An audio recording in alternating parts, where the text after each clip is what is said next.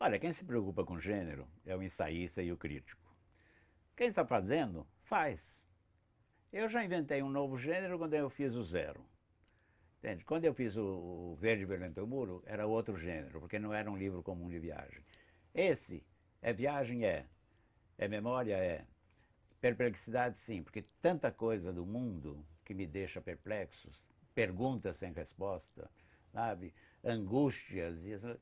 Então, o que é? É tudo. Sweet Sir Galahad came in through the window in the night when the moon was in the yard. Tinha feito um diário dessa viagem. Foi uma viagem pela Nova Inglaterra no ano de 2000. E, no fundo, quando eu faço uma viagem, não é só aquela viagem que eu faço. Eu faço uma viagem dentro da viagem dentro da viagem, porque à medida que eu olho um pôr de sol, ou eu olho uma pessoa, ou que eu vejo uma imagem em que eu vejo um pôster, uma fotografia, isso aciona sempre alguma coisa dentro da minha memória. E poucas vezes uma viagem teve tantas referenciais me jogando para todos os lados da minha vida. Num determinado dia, numa cidadezinha chamada Marlboro, que é o mesmo nome do cigarro, um condado, passava uma moça loira com um vestido branco e o vestido levantou com o vento.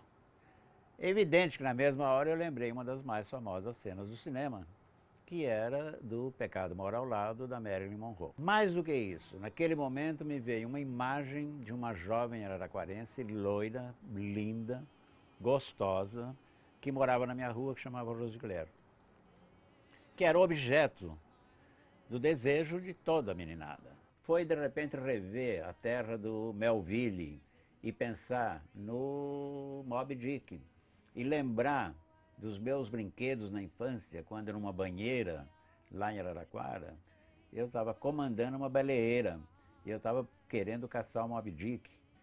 E até o esguicho da baleia era uma borracha, uma mangueira de jardim que jogava água para cima. Então aí já era o Inácio imaginando. A minha vida inteira foi de fantasia e de imaginação. Reencontrar com o crítico Inácio de Loyola, que aos 16 anos fazia crítica em Araraquara e que leu tudo sobre cinema que é possível e que ainda lê tudo sobre cinema.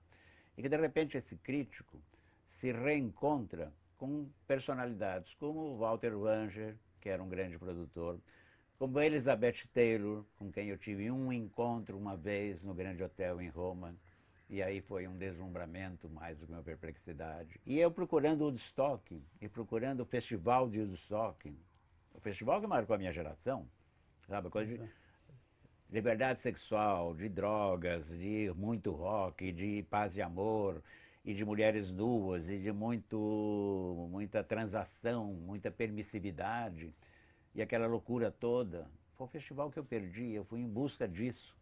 E encontrei uma outra coisa que me surpreendeu, que também não posso dizer, mas que é um momento do livro, quer dizer, acorde em Woodstock e que Woodstock é essa.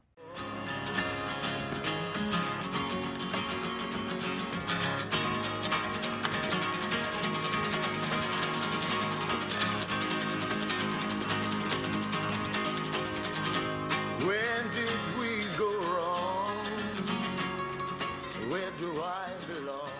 E eu não fui para Woodstock, como 10 anos antes eu não tinha ido para Cuba, que foi o sonho da minha geração.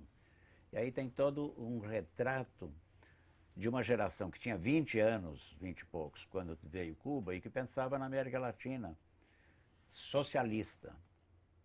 E de repente essa América Latina é outra coisa. Então o que tem nesse livro? Idas e vindas e um quase documentário dos sonhos de uma geração.